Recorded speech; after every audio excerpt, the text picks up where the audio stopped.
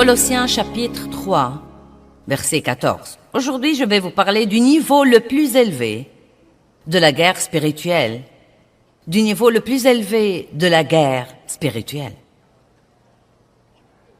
Hier soir, nous avons parlé de nous revêtir de nos vêtements spirituels, nous revêtir de choses comme la paix et revêtir de la miséricorde et nous revêtir d'un comportement qui représenterait Dieu. Mais dans le verset 14, il dit « Et par-dessus toutes ces choses, dites par-dessus toutes ces choses, revêtez-vous de l'amour. » J'aime ça. Par-dessus toutes ces choses, revêtez-vous de l'amour. Donc l'amour est la chose la plus importante. Et laissez-moi vous dire quelque chose. L'amour est le niveau le plus élevé de la guerre spirituelle. Nous recevons l'amour de Dieu pour nous. Nous apprenons à avoir une bonne relation avec nous-mêmes. Vous ne pouvez pas aimer les autres si vous ne vous aimez pas. Amen. Qui a découvert ça? Si vous n'avez pas une bonne relation avec vous-même, vous n'aurez pas une bonne relation avec les autres. Une grande partie de la colère des gens vient de ce qu'ils pensent d'eux-mêmes au tréfonds de leurs âmes. Ce sont donc des problèmes qui doivent être réglés avant de pouvoir aimer les autres personnes. Quand j'ai d'abord commencé à beaucoup écouter la parole, j'écoutais beaucoup au sujet d'aimer les autres et je voulais faire ça. Et j'ai fait de gros efforts et je n'ai pas pu. Et finalement, j'ai appris que c'était parce que je ne m'aimais pas. Je n'avais pas encore reçu l'amour de Dieu pour moi. J'étais toujours blessée dans mon âme. Donc j'avais du mal à traiter les autres comme il faut. Mais quand nous apprenons vraiment ce qu'est l'amour, à recevoir l'amour de Dieu, à avoir une relation équilibrée et bonne et cordiale avec nous-mêmes, il n'y a pas de mal à s'aimer soi-même. Vous ne devez pas vous aimer d'une façon égoïste, égocentrique, où vous vous adorez tout le temps, mais vous devez vraiment vous aimer. Pourquoi ne pas aimer ce que Dieu aime? Si Dieu vous aime, vous devez vous aimer. Et ensuite, la chose la plus importante que nous pouvons faire pour le monde, le moyen le plus important de diffuser l'Évangile, d'être des missionnaires dans notre domaine de la vie, c'est d'aller dans le monde et d'apprendre à vraiment, vraiment, vraiment aimer les gens. L'amour vous rend si heureux que vous ne savez pas quoi faire de vous-même. Non seulement être aimé, mais donner l'amour aux autres. Jésus a dit, tu aimeras le Seigneur ton Dieu de tout ton cœur, âme, pensée et force. Tu aimeras ton prochain comme toi-même. Dans Jean, il dit, je vous donne un commandement nouveau, aimez-vous les uns les autres comme je vous ai aimés. À ceux-ci, tous connaîtront que vous êtes mes disciples. J'aime vraiment voir et recevoir ces versets. Il n'a pas dit, ayez un autocollant, mettez-le sur votre voiture. Veillez à porter une grande croix autour du cou. Prenez votre Bible et vos écouteurs pour marcher. Séparez-vous de tous les autres et veillez à être extrêmement religieux et à ce moment-là, ils vous connaîtront. Il a dit non, à ceux-ci, tous connaîtront que vous êtes mes disciples si vous continuez à montrer de l'amour les uns aux autres, dit la Bible amplifiée. Ça ne suffit donc pas de l'avoir, nous devons le montrer. Et rappelez-vous, hier nous avons établi que le mot « se revêtir » veut dire le faire intentionnellement. Et cela veut dire le faire exprès. Peut-être que vous direz, eh bien tu sais, Non mais je peux aimer certaines personnes, mais il y a des personnes que je ne peux pas aimer. Non mais il y a des personnes qui... Ils ne méritent pas mon amour. Eh bien, y a-t-il quelqu'un ici qui mérite l'amour de Dieu? Je ne crois pas. Vous savez, nous n'aimons pas quelqu'un parce qu'il le mérite. L'amour doit être un don gratuit. Comprenez ça aujourd'hui. Vous n'aimez pas quelqu'un parce qu'il le mérite. Vous n'aimez pas quelqu'un parce qu'il vous aime. Vous n'aimez pas quelqu'un parce que vous en avez envie. Vous l'aimez parce que c'est ce que vous êtes. Vous marchez, vous parlez, vous débordez d'amour. Dieu est amour et il est en vous. Amen. Laissez-moi vous raconter une petite histoire. Un petit garçon est venu à sa mère dans la cuisine pendant qu'elle préparait le dîner. Et il lui a présenté une facture qu'il avait rédigé où il lui facturait toutes les tâches ménagères qu'il avait faites cette semaine. Il a dit, pour avoir tondu la pelouse, tu me dois $5. Pour avoir nettoyé ma chambre, tu me dois $1. 50 sous pour être allé au magasin pour toi. 25 sous pour avoir gardé mon petit frère. $1 pour avoir sorti les poubelles. $5 pour avoir eu un bon bulletin scolaire. $2 pour avoir ratissé les feuilles mortes. Le total que tu me dois cette semaine s'élève à $14,75. Sa mère l'a regardé debout là et elle a commencé à écrire sur le verso du papier.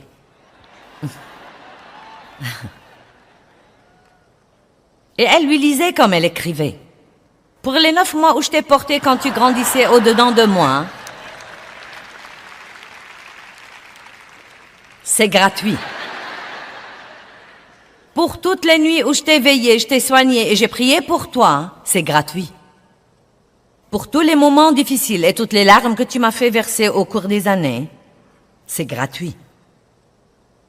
Pour toutes les nuits remplies d'effroi et pour tous les soucis qui s'annonçaient, c'est gratuit. Pour les jouets, le manger, les vêtements et oui, même te moucher, c'est gratuit. Fils, quand tu additionnes tout ça, le coût de mon amour est gratuit. Quand le garçon a fini de lire ce que sa mère avait écrit, il avait les larmes aux yeux. Il a repris le papier et il a écrit en travers de sa facture intégralement payée.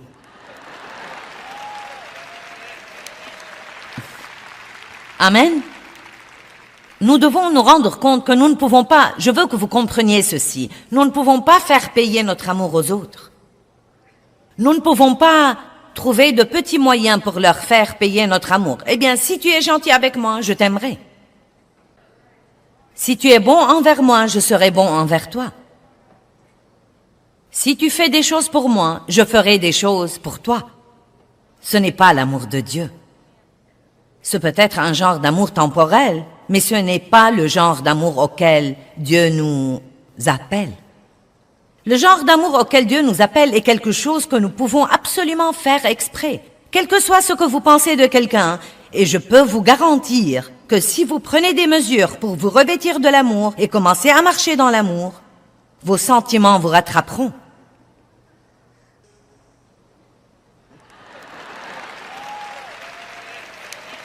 Certains sont sur le point de divorcer et si vous rentrez chez vous et que vous commencez exprès à montrer l'amour à cette personne sans rien ressentir envers elle,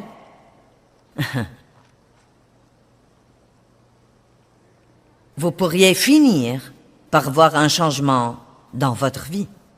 Voici en fait une histoire vécue.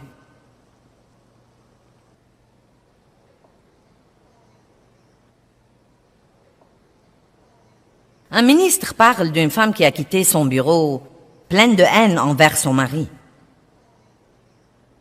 Je veux non seulement me débarrasser de lui, je veux non seulement le divorcer, mais je veux encore le blesser autant qu'il m'a blessé. Le ministre a suggéré un plan ingénieux. Rentre à la maison et fais comme si tu aimais vraiment ton mari. Dis-lui qu'il compte beaucoup pour toi. Loue-le pour tous ses bons traits.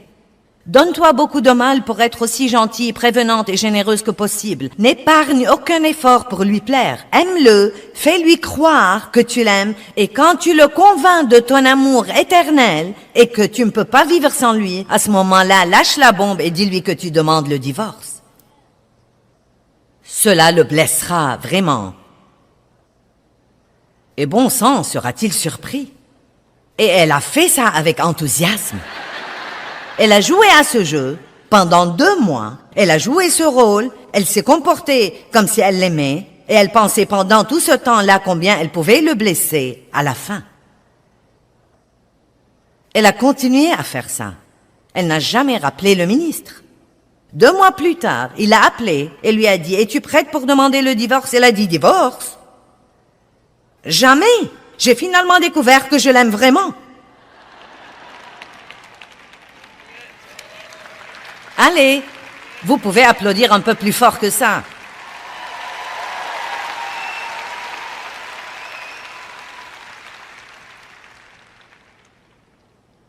Vous savez, j'espère pouvoir vous transmettre quelque chose. J'ai étudié et j'ai enseigné et j'ai essayé de vivre la parole de Dieu très sérieusement pendant 35 ans.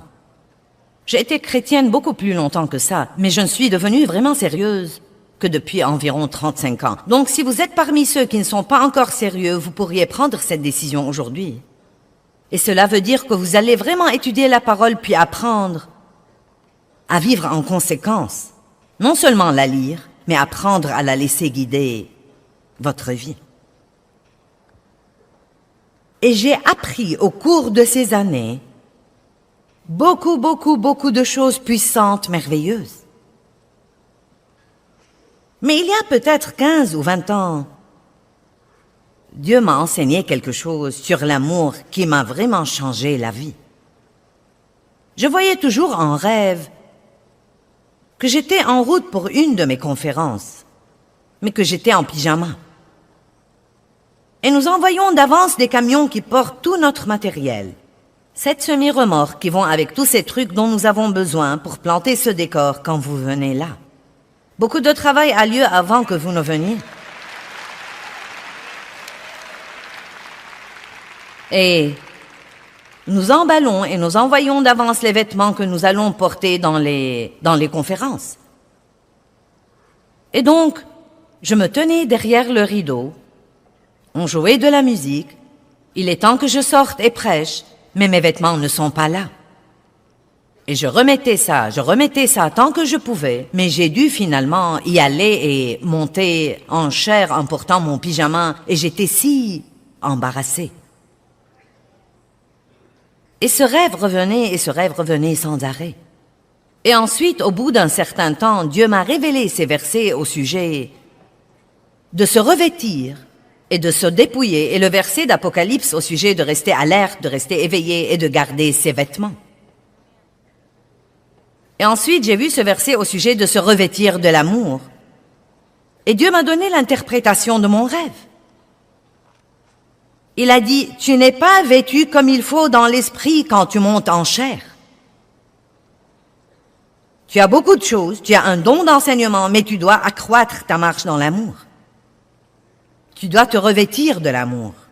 Puis-je vous dire aujourd'hui que vous avez peut-être étudié le succès et comment vous pouvez faire à votre idée, et 12 clés pour ceci, et 12 clés pour cela, et 4 pas pour quelque chose d'autre, et 10 pas pour quelque chose d'autre. Mais je voudrais plutôt que vous méditiez dans votre cœur pour 1 minute combien, dans votre vie avec Dieu, vous avez personnellement, intensément étudié la marche dans l'amour et le fruit de l'esprit.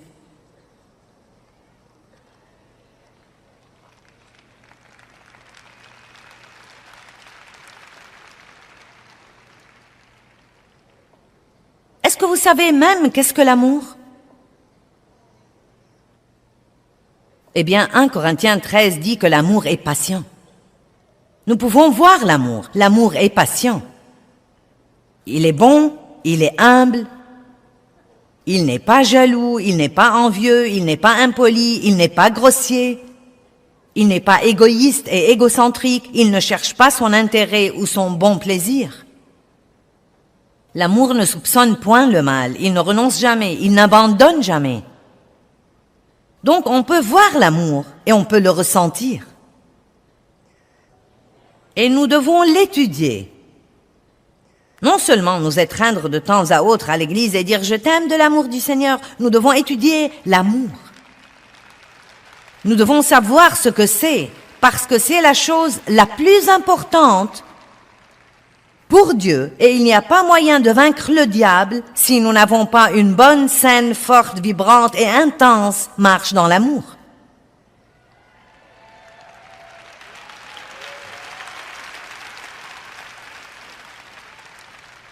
De toutes les choses que je vous ai enseignées ce week-end, et vous avez acclamé au sujet de beaucoup d'entre elles, je peux dire vous êtes armés et dangereux, et tout le monde dit « Oui !» Vous êtes un super-héros dans l'esprit. Oui! Donc je vous dis aujourd'hui, vous devez accroître votre marche dans l'amour et cela doit être la chose la plus importante pour vous, d'apprendre à aimer comme Dieu.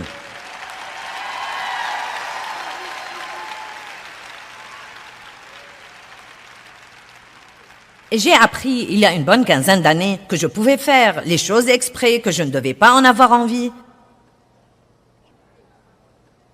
Que l'amour n'est pas un sentiment, mais la façon dont je traite les autres. Et la Bible nous apprend, franchement et spécifiquement, que le meilleur moment de bien traiter les gens est quand ils ne vous ont pas bien traité. Oh mon Dieu! Puis-je être honnête et vous dire que je crois qu'il y a très peu de gens qui font ça? Il y en a certains. Mais je crois honnêtement qu'il y a très peu de gens qui font vraiment ça. Je le sais parce que je vois les gens face à face tout le temps et je vois comment ils réagissent aux messages sur l'amour. Et la Bible dit de bénir vos ennemis. Priez pour ceux qui vous persécutent et abusent de vous et vous maltraitent.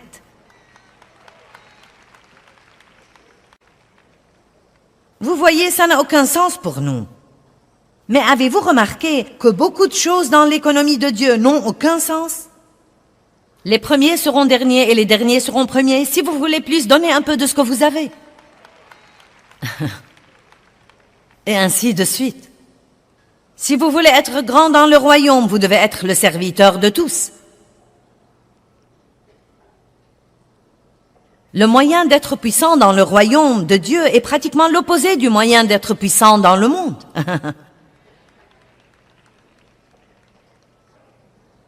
Maintenant, c'est difficile de bien traiter quelqu'un qui n'a pas été bon envers vous seulement en ce qui concerne vos sentiments. Mais quand vous allez au-delà de vos sentiments, quand vous vivez au-delà de vos sentiments, j'ai écrit un livre intitulé « Vivre au-delà de vos sentiments ». Allez, il est temps d'arrêter de laisser les sentiments nous contrôler. Votre volonté est le grand patron. Quel que soit ce que vous ressentez ou ce que vous pensez, prenez une décision délibérée et le Saint-Esprit vous rejoindra si c'est quelque chose que Dieu veut que vous fassiez. Et vous pouvez faire tout ce que vous voulez faire si vous voulez vraiment le faire.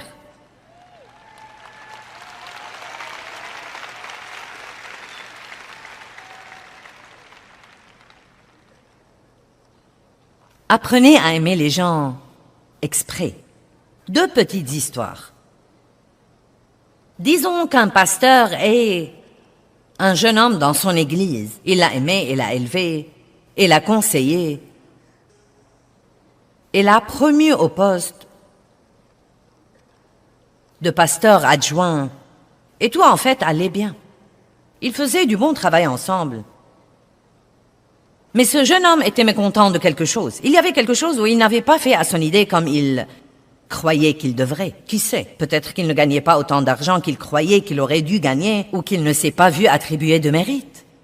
N'est-ce pas étonnant que nous ne savons pas espérer en Dieu pour qu'il nous donne ce que nous croyons que nous méritons si nous le méritons vraiment? Je vais répéter. Nous demandons toujours aux gens de nous donner ce que nous méritons, au lieu d'aller à Dieu pour qu'il nous donne ce que nous méritons et le laisser travailler par quiconque il veut travailler. Nous restons occupés à essayer de faire à notre idée.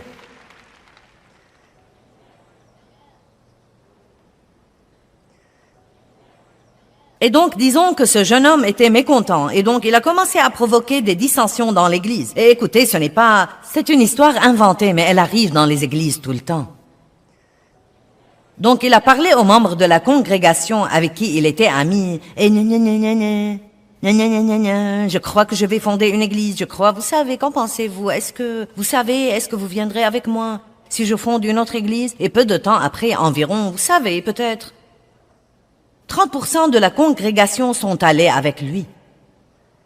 Donc il s'est éloigné de 2 ou 3 kilomètres et il a démarré une autre église. Et c'était dévastateur pour le pasteur. Dévastateur. Le jeune homme n'a jamais considéré que peut-être Dieu ne voulait pas encore qu'il ait ceci.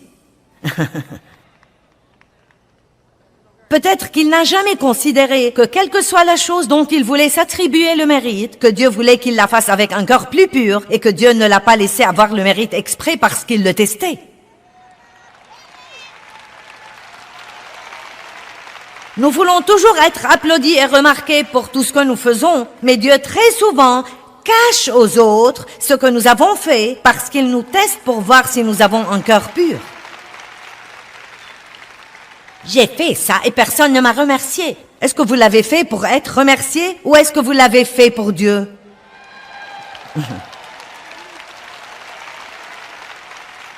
Et mince, alors je sais ce que c'est. J'ai été dans des situations comme ça où j'ai travaillé dur pour aider quelqu'un d'autre et il ne m'a même pas remercié ou il s'attribuait tout le mérite. Et c'était vraiment, oh,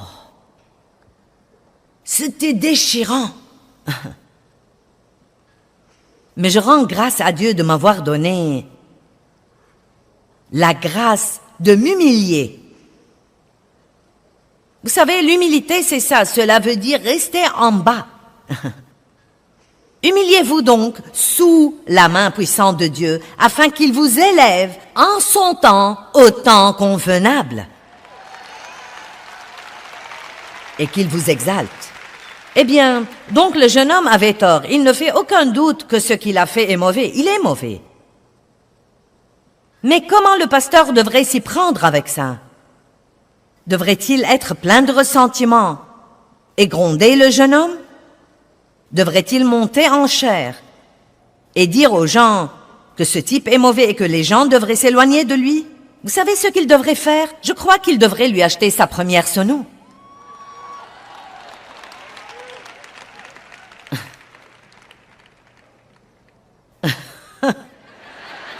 J'ai vu quelques-uns disant...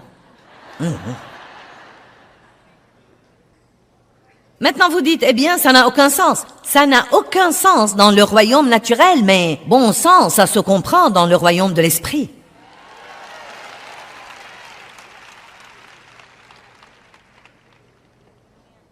Et voilà pourquoi Romains 12, 21, mettons-le sur l'écran pour que vous le voyiez.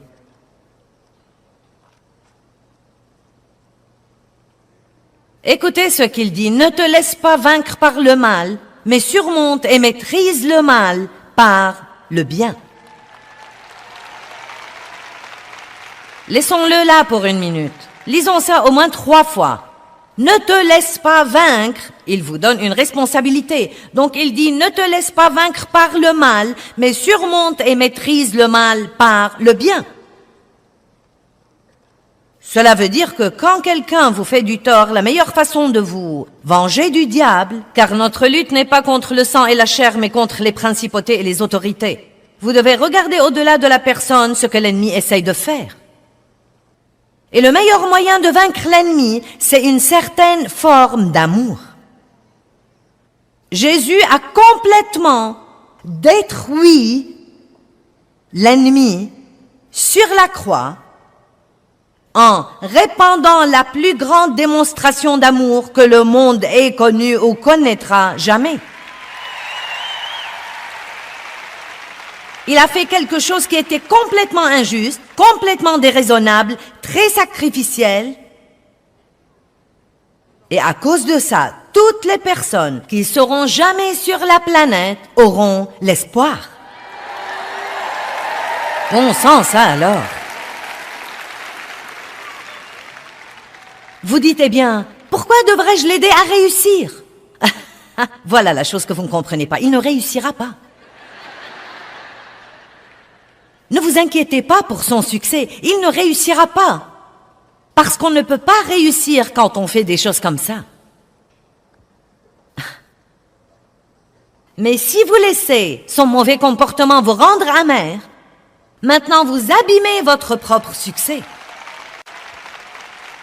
Maintenant, vous allez échouer autant que lui. Mais si vous faites ce que Dieu vous demande de faire, indépendamment de ce que vous ressentez,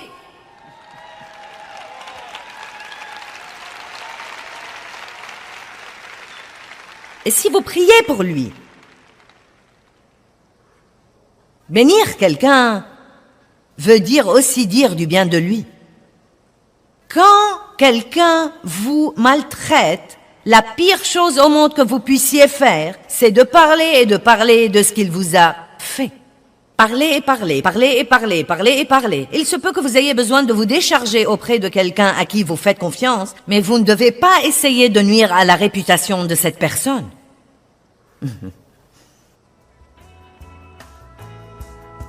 Laissez Dieu être Dieu.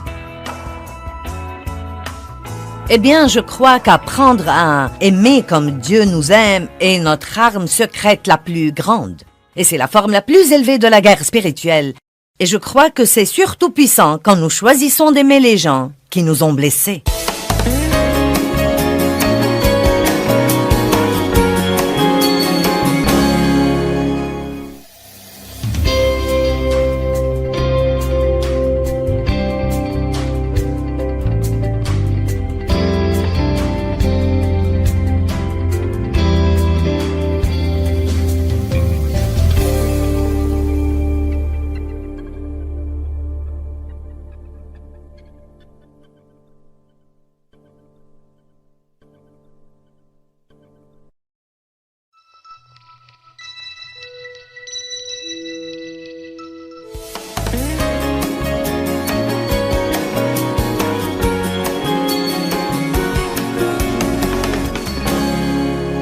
Colossiens chapitre 3, verset 14. Aujourd'hui, je vais vous parler du niveau le plus élevé de la guerre spirituelle.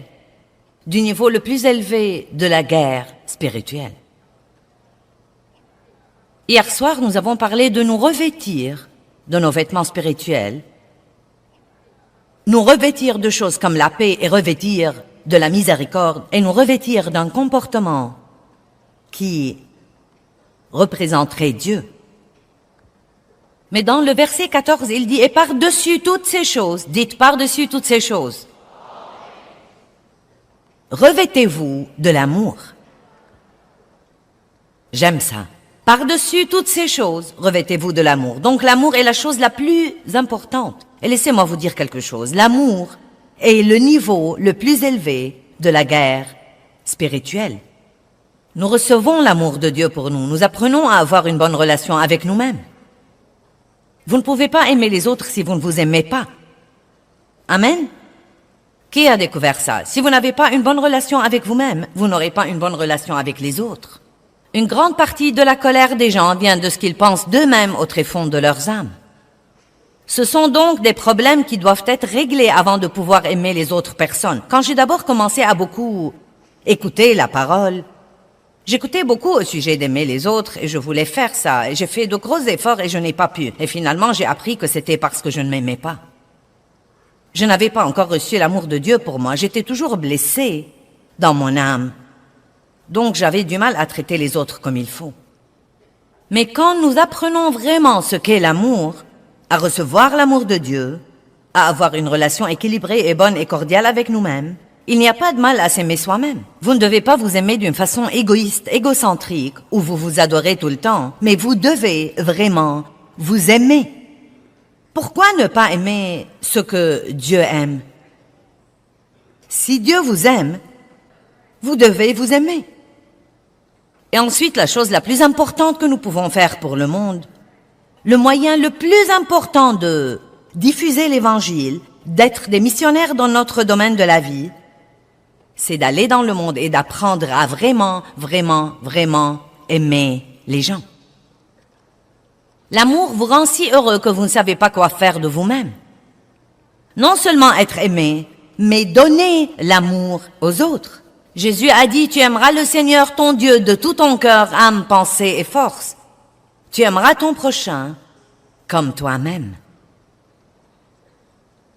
Dans Jean, il dit, je vous donne un commandement nouveau, aimez-vous les uns les autres comme je vous ai aimés. À ceux-ci, tous connaîtront que vous êtes mes disciples.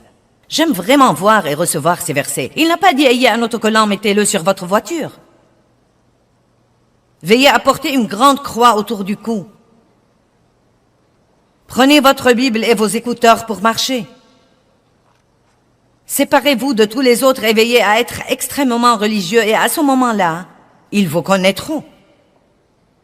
Il a dit non, à ceux-ci, tous connaîtront que vous êtes mes disciples si vous continuez à montrer de l'amour les uns aux autres, dit la Bible amplifiée.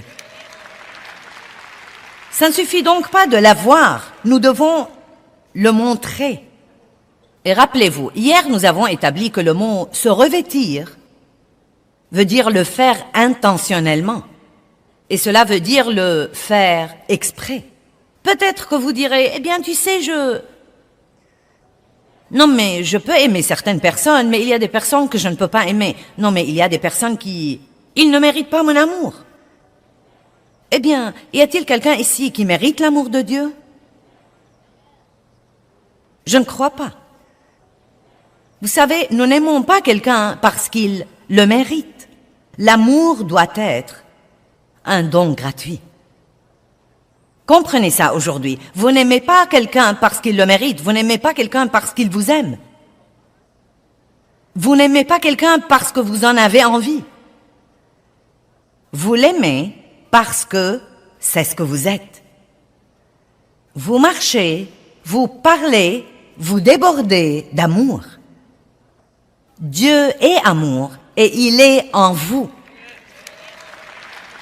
Amen. Laissez-moi vous raconter une petite histoire. Un petit garçon est venu à sa mère dans la cuisine pendant qu'elle préparait le dîner et il lui a présenté une facture qu'il avait rédigée où il lui facturait toutes les tâches ménagères qu'il avait faites cette semaine. Il a dit, pour avoir tondu la pelouse, tu me dois $5. Pour avoir nettoyé ma chambre, tu me dois $1. 50 sous pour être allé au magasin pour toi. 25 sous pour avoir gardé mon petit frère. $1 pour avoir sorti les poubelles. $5 pour avoir eu un bon bulletin scolaire. $2 pour avoir ratissé les feuilles mortes. Le total que tu me dois cette semaine s'élève à $14,75. Sa mère l'a regardé debout là et elle a commencé à écrire sur le verso du papier.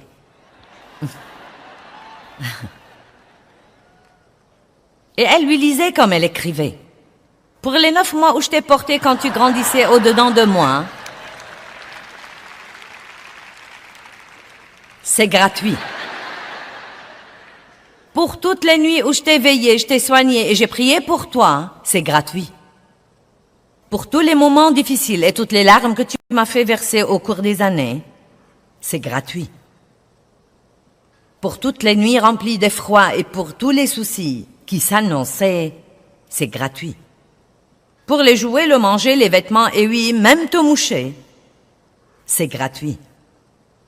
Fils, quand tu additionnes tout ça, le coût de mon amour est gratuit. Quand le garçon a fini de lire ce que sa mère avait écrit, il avait les larmes aux yeux. Il a repris le papier et il a écrit en travers de sa facture intégralement payée.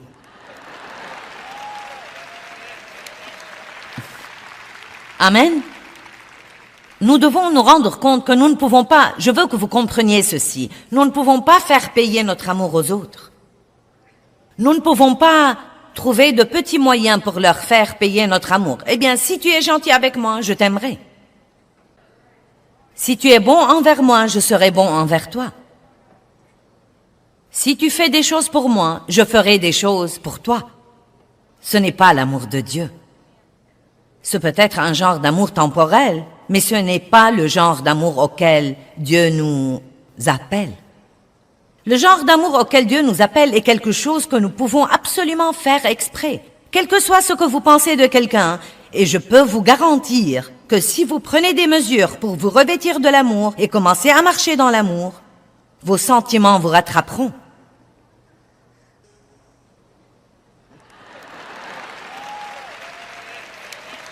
Certains sont sur le point de divorcer et si vous rentrez chez vous et que vous commencez exprès à montrer l'amour à cette personne sans rien ressentir envers elle,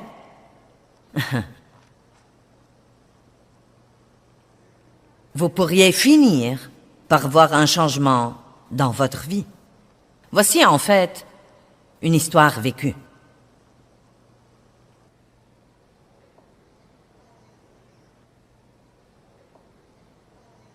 Un ministre parle d'une femme qui a quitté son bureau, pleine de haine envers son mari. Je veux non seulement me débarrasser de lui, je veux non seulement le divorcer, mais je veux encore le blesser autant qu'il m'a blessé. Le ministre a suggéré un plan ingénieux. Rentre à la maison et fais comme si tu aimais vraiment ton mari. Dis-lui qu'il compte beaucoup pour toi. Loue-le pour tous ses bons traits. Donne-toi beaucoup de mal pour être aussi gentille, prévenante et généreuse que possible. N'épargne aucun effort pour lui plaire. Aime-le, fais-lui croire que tu l'aimes, et quand tu le convaincs de ton amour éternel et que tu ne peux pas vivre sans lui, à ce moment-là, lâche la bombe et dis-lui que tu demandes le divorce. Cela le blessera vraiment. Et bon sang, sera-t-il surpris? Et elle a fait ça avec enthousiasme. Elle a joué à ce jeu pendant 2 mois. Elle a joué ce rôle. Elle s'est comportée comme si elle l'aimait. Et elle pensait pendant tout ce temps-là combien elle pouvait le blesser à la fin. Elle a continué à faire ça. Elle n'a jamais rappelé le ministre. 2 mois plus tard, il l'a appelé et lui a dit « Es-tu prête pour demander le divorce ?» Elle a dit « Divorce? Jamais! J'ai finalement découvert que je l'aime vraiment. » Allez, vous pouvez applaudir un peu plus fort que ça.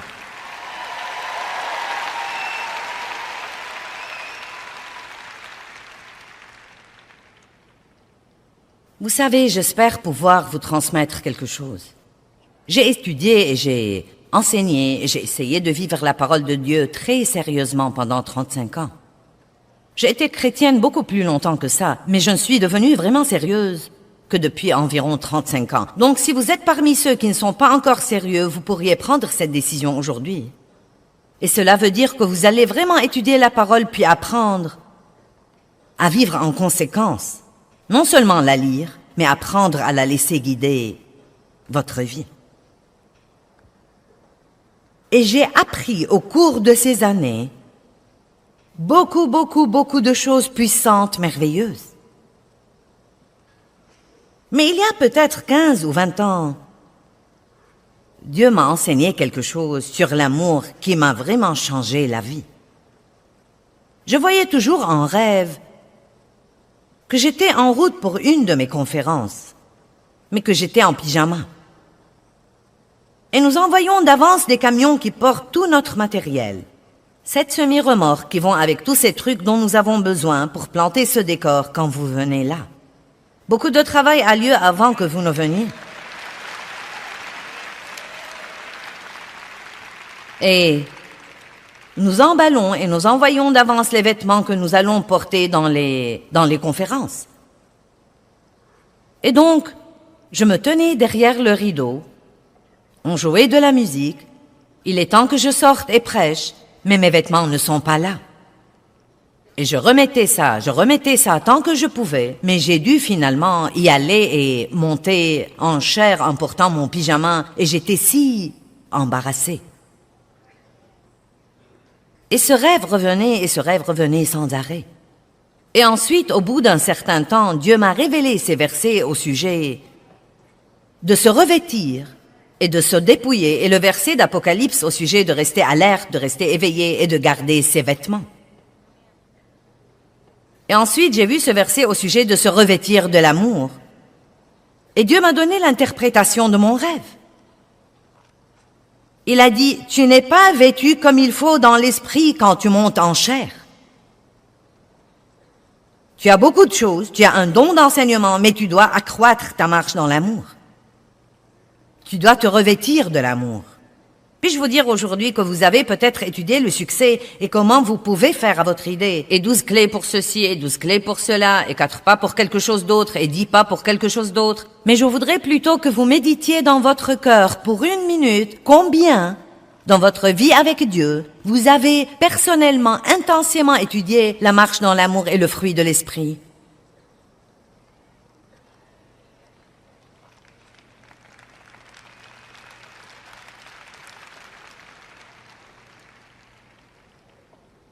Est-ce que vous savez même qu'est-ce que l'amour? Eh bien, 1 Corinthiens 13 dit que l'amour est patient. Nous pouvons voir l'amour. L'amour est patient.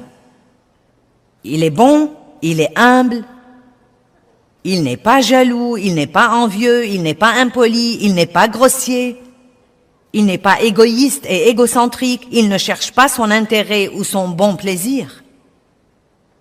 L'amour ne soupçonne point le mal, il ne renonce jamais, il n'abandonne jamais. Donc on peut voir l'amour et on peut le ressentir. Et nous devons l'étudier.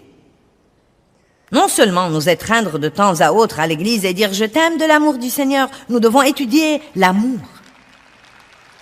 Nous devons savoir ce que c'est, parce que c'est la chose la plus importante pour Dieu. Et il n'y a pas moyen de vaincre le diable si nous n'avons pas une bonne, saine, forte, vibrante et intense marche dans l'amour.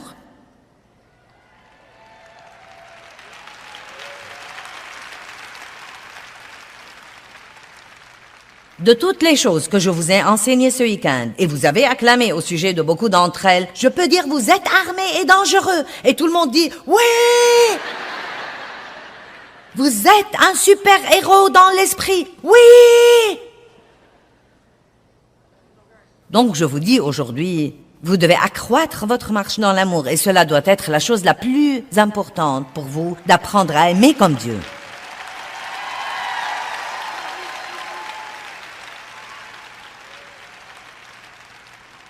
Et j'ai appris, il y a une bonne quinzaine d'années, que je pouvais faire les choses exprès, que je ne devais pas en avoir envie. Que l'amour n'est pas un sentiment, mais la façon dont je traite les autres. Et la Bible nous apprend, franchement et spécifiquement, que le meilleur moment de bien traiter les gens est quand ils ne vous ont pas bien traité. Oh mon Dieu! Puis-je être honnête et vous dire que je crois qu'il y a très peu de gens qui font ça? Il y en a certains. Mais je crois honnêtement qu'il y a très peu de gens qui font vraiment ça. Je le sais parce que je vois les gens face à face tout le temps et je vois comment ils réagissent au message sur l'amour. Et la Bible dit de bénir vos ennemis. Priez pour ceux qui vous persécutent et abusent de vous et vous maltraitent.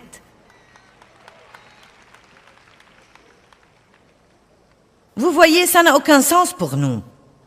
Mais avez-vous remarqué que beaucoup de choses dans l'économie de Dieu n'ont aucun sens?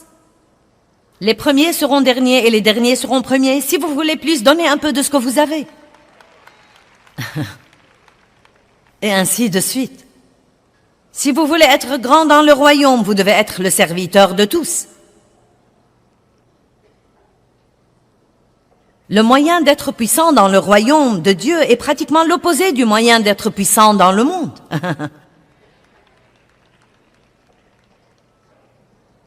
Maintenant, c'est difficile de bien traiter quelqu'un qui n'a pas été bon envers vous seulement en ce qui concerne vos sentiments.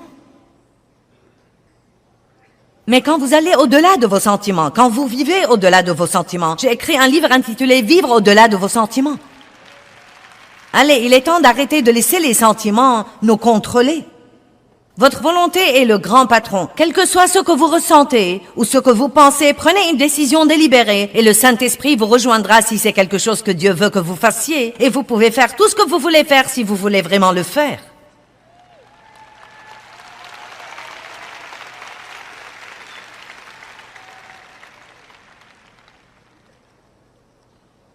Apprenez à aimer les gens exprès.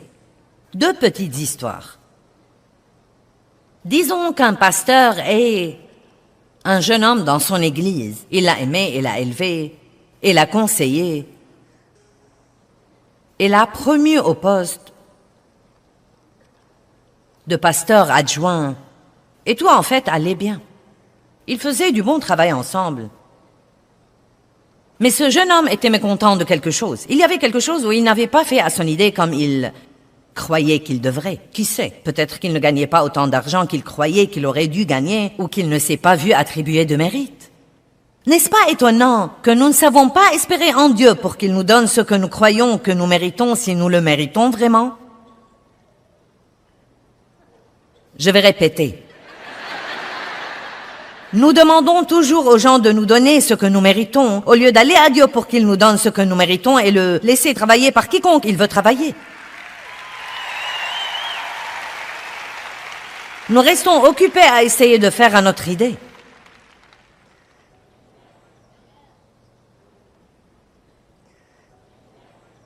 Et donc, disons que ce jeune homme était mécontent, et donc il a commencé à provoquer des dissensions dans l'église. Et écoutez, c'est une histoire inventée, mais elle arrive dans les églises tout le temps.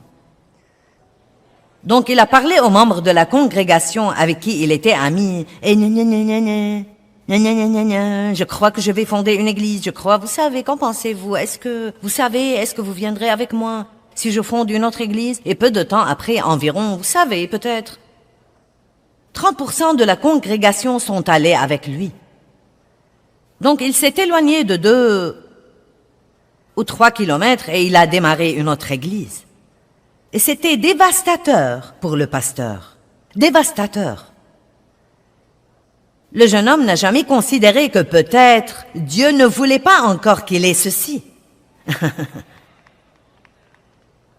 Peut-être qu'il n'a jamais considéré que quelle que soit la chose dont il voulait s'attribuer le mérite, que Dieu voulait qu'il la fasse avec un cœur plus pur et que Dieu ne l'a pas laissé avoir le mérite exprès parce qu'il le testait.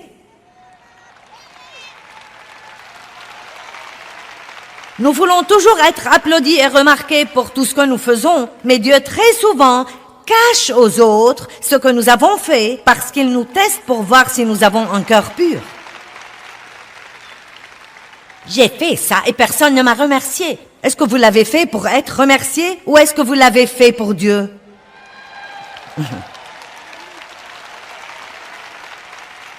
Et mince, alors je sais ce que c'est. J'ai été dans des situations comme ça où j'ai travaillé dur pour aider quelqu'un d'autre et il ne m'a même pas remercié ou il s'attribuait tout le mérite. Et c'était vraiment, c'était déchirant. Mais je rends grâce à Dieu de m'avoir donné la grâce de m'humilier. Vous savez, l'humilité, c'est ça. Cela veut dire rester en bas. Humiliez-vous donc sous la main puissante de Dieu, afin qu'il vous élève en son temps, au temps convenable, et qu'il vous exalte. Eh bien, donc le jeune homme avait tort. Il ne fait aucun doute que ce qu'il a fait est mauvais. Il est mauvais. Mais comment le pasteur devrait s'y prendre avec ça? Devrait-il être plein de ressentiment et gronder le jeune homme? Devrait-il monter en chair et dire aux gens que ce type est mauvais et que les gens devraient s'éloigner de lui? Vous savez ce qu'il devrait faire? Je crois qu'il devrait lui acheter sa première sono.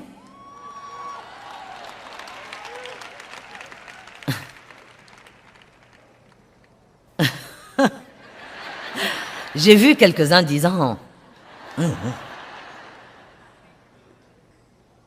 Maintenant vous dites, eh bien, ça n'a aucun sens. Ça n'a aucun sens dans le royaume naturel, mais bon sens, ça se comprend dans le royaume de l'esprit.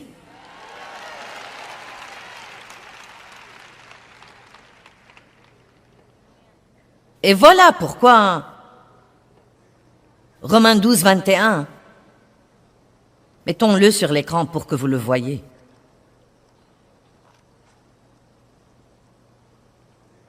Écoutez ce qu'il dit, ne te laisse pas vaincre par le mal, mais surmonte et maîtrise le mal par le bien.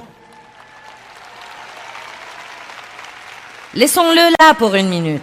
Lisons ça au moins 3 fois.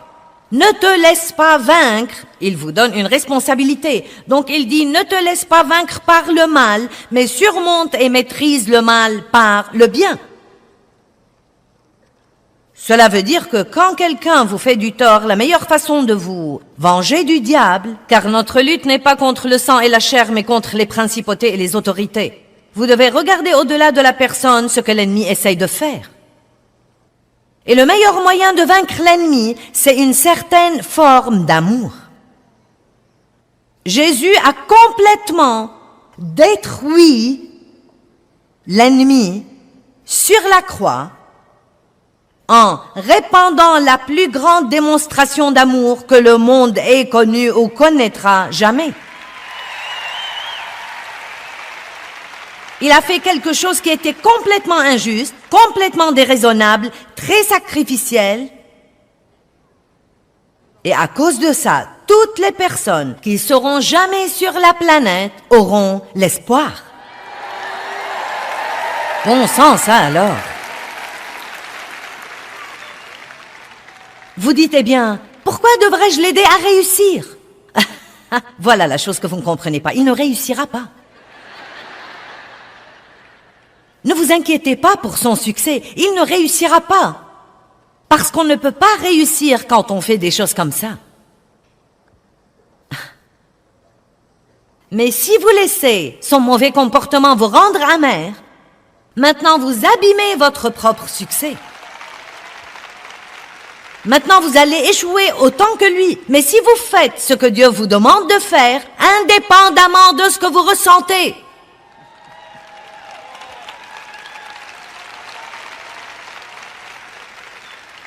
et si vous priez pour lui, bénir quelqu'un veut dire aussi dire du bien de lui. Quand quelqu'un vous maltraite, la pire chose au monde que vous puissiez faire, c'est de parler et de parler de ce qu'il vous a fait. Parler et parler, parler et parler, parler et parler. Il se peut que vous ayez besoin de vous décharger auprès de quelqu'un à qui vous faites confiance, mais vous ne devez pas essayer de nuire à la réputation de cette personne.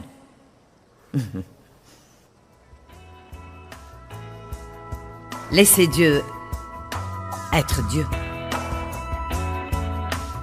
Eh bien, je crois qu'apprendre à aimer comme Dieu nous aime est notre arme secrète la plus grande.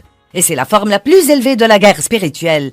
Et je crois que c'est surtout puissant quand nous choisissons d'aimer les gens qui nous ont blessés.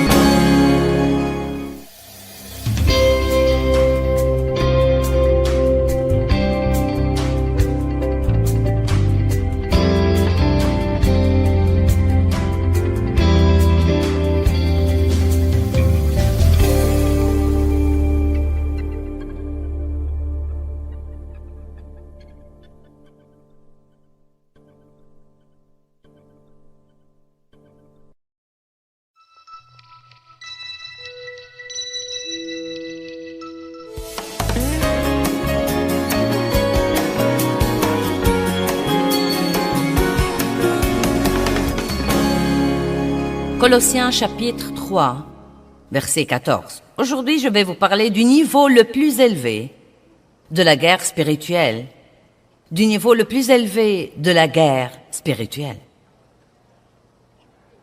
Hier soir, nous avons parlé de nous revêtir de nos vêtements spirituels, nous revêtir de choses comme la paix et revêtir de la miséricorde et nous revêtir d'un comportement qui représenterait Dieu. Mais dans le verset 14, il dit « Et par-dessus toutes ces choses, dites par-dessus toutes ces choses, revêtez-vous de l'amour. » J'aime ça.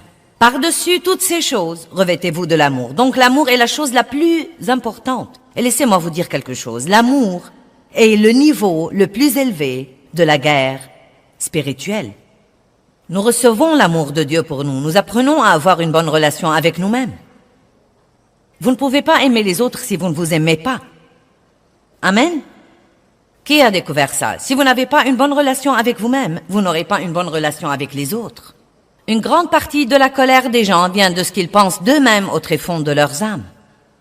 Ce sont donc des problèmes qui doivent être réglés avant de pouvoir aimer les autres personnes. Quand j'ai d'abord commencé à beaucoup écouter la parole, j'écoutais beaucoup au sujet d'aimer les autres et je voulais faire ça. Et j'ai fait de gros efforts et je n'ai pas pu. Et finalement, j'ai appris que c'était parce que je ne m'aimais pas. Je n'avais pas encore reçu l'amour de Dieu pour moi. J'étais toujours blessée dans mon âme. Donc, j'avais du mal à traiter les autres comme il faut. Mais quand nous apprenons vraiment ce qu'est l'amour, à recevoir l'amour de Dieu, à avoir une relation équilibrée et bonne et cordiale avec nous-mêmes, il n'y a pas de mal à s'aimer soi-même. Vous ne devez pas vous aimer d'une façon égoïste, égocentrique, où vous vous adorez tout le temps, mais vous devez vraiment vous aimer. Pourquoi ne pas aimer ce que Dieu aime? Si Dieu vous aime, vous devez vous aimer. Et ensuite, la chose la plus importante que nous pouvons faire pour le monde, le moyen le plus important de diffuser l'Évangile, d'être des missionnaires dans notre domaine de la vie, c'est d'aller dans le monde et d'apprendre à vraiment, vraiment, vraiment aimer les gens. L'amour vous rend si heureux que vous ne savez pas quoi faire de vous-même. Non seulement être aimé, mais donner l'amour aux autres. Jésus a dit, tu aimeras le Seigneur ton Dieu de tout ton cœur, âme, pensée et force. Tu aimeras ton prochain comme toi-même. Dans Jean, il dit, « Je vous donne un commandement nouveau, aimez-vous les uns les autres comme je vous ai aimés. À ceux-ci, tous connaîtront que vous êtes mes disciples. » J'aime vraiment voir et recevoir ces versets. Il n'a pas dit, « Ayez un autocollant, mettez-le sur votre voiture. » Veillez à porter une grande croix autour du cou. Prenez votre Bible et vos écouteurs pour marcher. Séparez-vous de tous les autres et veillez à être extrêmement religieux et à ce moment-là, ils vous connaîtront. Il a dit non, à ceux-ci, tous connaîtront que vous êtes mes disciples si vous continuez à montrer de l'amour les uns aux autres, dit la Bible amplifiée. Ça ne suffit donc pas de l'avoir, nous devons le montrer. Et rappelez-vous, hier nous avons établi que le mot « se revêtir » veut dire le faire intentionnellement. Et cela veut dire le faire exprès. Peut-être que vous direz, eh bien tu sais, Non mais je peux aimer certaines personnes, mais il y a des personnes que je ne peux pas aimer. Non mais il y a des personnes qui... Ils ne méritent pas mon amour. Eh bien, y a-t-il quelqu'un ici qui mérite l'amour de Dieu?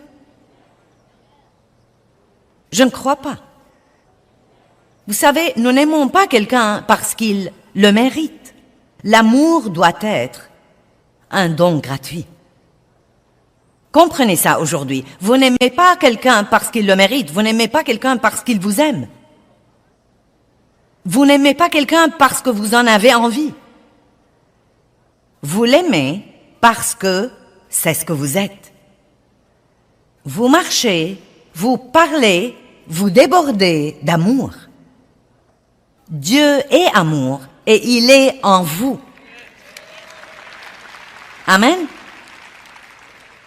Laissez-moi vous raconter une petite histoire. Un petit garçon est venu à sa mère dans la cuisine pendant qu'elle préparait le dîner et il lui a présenté une facture qu'il avait rédigée où il lui facturait toutes les tâches ménagères qu'il avait faites cette semaine.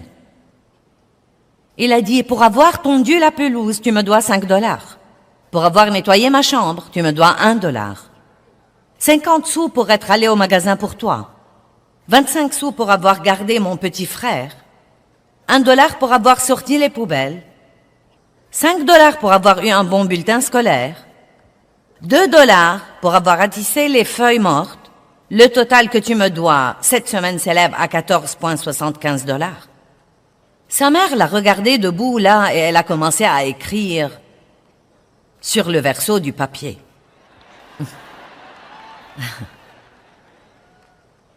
Et elle lui lisait comme elle écrivait.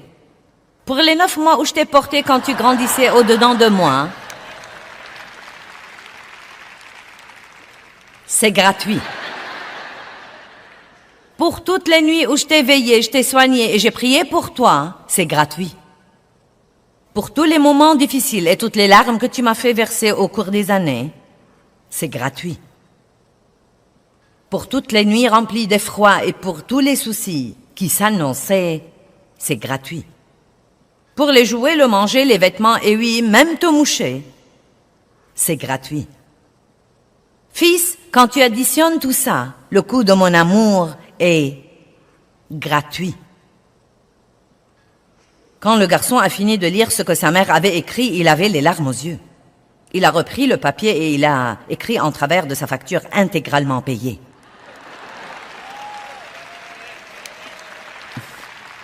Amen. Nous devons nous rendre compte que nous ne pouvons pas, je veux que vous compreniez ceci, nous ne pouvons pas faire payer notre amour aux autres. Nous ne pouvons pas trouver de petits moyens pour leur faire payer notre amour. Eh bien, si tu es gentil avec moi, je t'aimerai. Si tu es bon envers moi, je serai bon envers toi.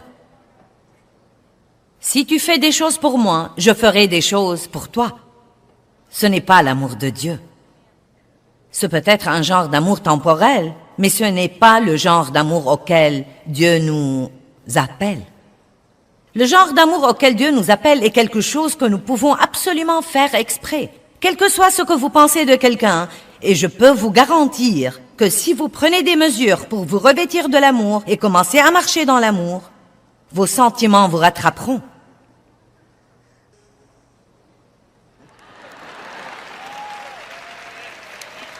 Certains sont sur le point de divorcer et si vous rentrez chez vous et que vous commencez exprès à montrer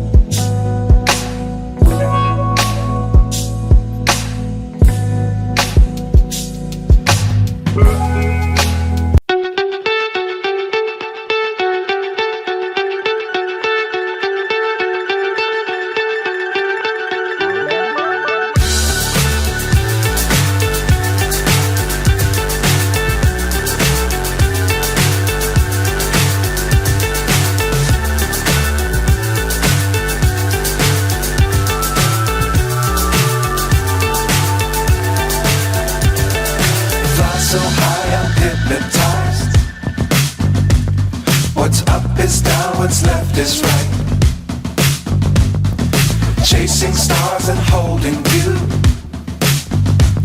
I can't see the end, but we'll see it through.